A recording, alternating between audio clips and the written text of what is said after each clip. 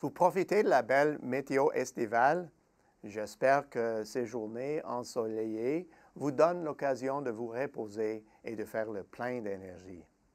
Pour certaines, l'été est la saison de forte activité. C'est notamment le cas dans le secteur de la construction. Le segment de la construction domiciliaire met à profit des mois chauds pour constituer une bonne partie de l'offre de maisons pour l'année. Si le marché est en effervescence, l'activité de la construction durant l'été nous le dira. Aux États-Unis, le potentiel du marché est robuste depuis un bon moment. Pourtant, la demande n'a pas réussi à sortir de sa fourchette inférieure. L'activité du marché américain du logement est-elle en phase avec les chaudes températures estivales ou suit-elle une trajectoire différente? Avant de répondre à cette question, il est primordial de comprendre pourquoi le marché américain tourne au ralenti depuis si longtemps. En 2009, ce marché a traversé des moments traumatisants. En effet, des années de construction excessive où les mises en chantier avaient culminé à plus de 2 millions d'unités annuellement avait créé une offre surabondante qui avait déclenché l'effondrement des nouvelles constructions à un demi-million d'unités. L'industrie est demeurée dans cette situation pendant 3 ans, puis elle a résolument progressé. Les mises en chantier se situent actuellement tout juste sous la barre des 1,2 million d'unités, un niveau jugé impressionnant par certains, mais encore bien inférieur au seuil adéquat généralement accepté pour répondre aux besoins démographiques. Cette évolution est tout à fait logique si le marché américain est toujours en train d'absorber l'immense excédent d'avant la récession.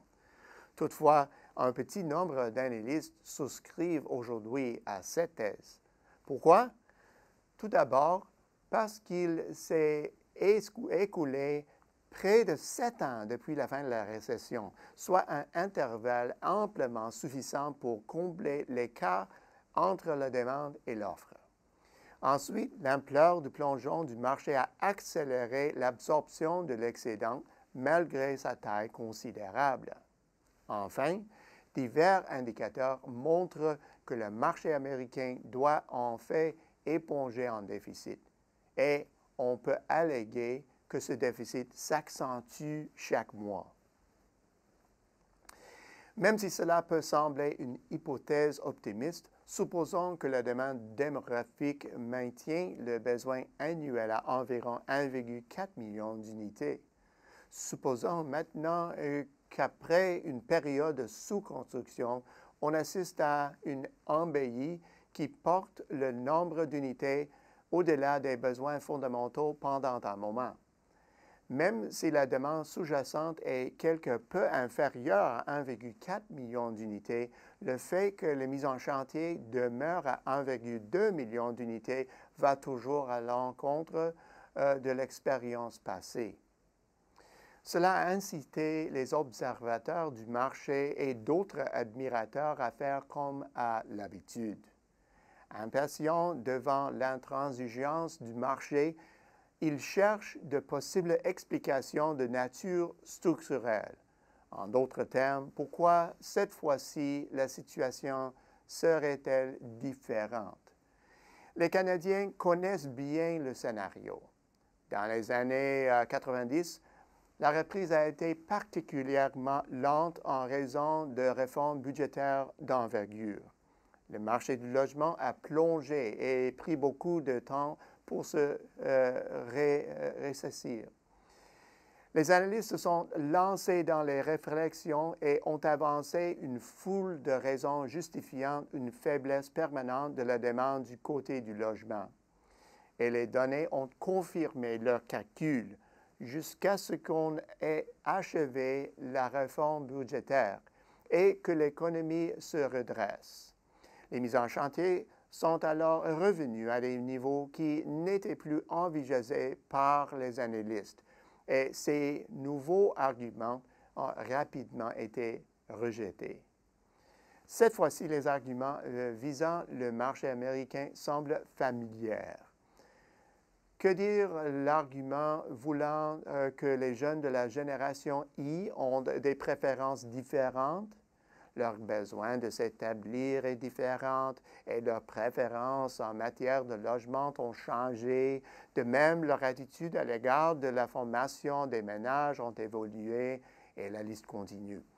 Ces affirmations ont assurément un fond de vérité, mais les mêmes affirmations étaient formulées au sujet du marché canadien du logement dans les années 90, qui a fait malgré tout une belle remontée. Qu'en est-il de l'argument au sujet de l'endettement, à savoir l'argument selon lequel les jeunes de la génération I, pour trouver du travail, sont retournés aux études et se sont endettés au point qu'ils ne sont plus en mesure d'avancer la mise de fonds pour achat d'une propriété? Cet argument semble convaincant jusqu'à ce qu'on note que l'endettement chez les jeunes est moins important qu'il y a 10 ans. Si l'histoire du Canada sert de guide pour la conjoncture observée aux États-Unis, alors l'élément déterminant est sans doute la création d'emplois à l'intention des jeunes. Ce qui est préoccupant au sujet des remarquables gains pluriannuels sur le marché de l'emploi aux États-Unis, c'est que cette amélioration a laissé pour compte une bonne partie de la population active, y compris les jeunes. Par ailleurs, ce qui est réjouissant, c'est que la situation semble en train de changer. Confrontée à un faible taux de chômage et à des pénuries imminentes de main-d'œuvre, les entreprises n'ont plus le luxe d'engager uniquement les travailleurs expérimentés. Ils recrutent à nouveau des jeunes, comme le montre la récente hausse de la participation des jeunes dans la population active. Si cette tendance se maintient, l'histoire nous rappelle que le logement suivra aussi de près. Au bout du compte, l'attente a été longue, mais si la hausse récente du taux de participation de la jeune main-d'œuvre s'impose comme une tendance, le marché américain du logement est promis à un rebond. Voilà une excellente nouvelle pour les exportateurs canadiens évoluant dans le secteur du bois, mais aussi dans bien d'autres industries. À la semaine prochaine, c'est Peter Hall.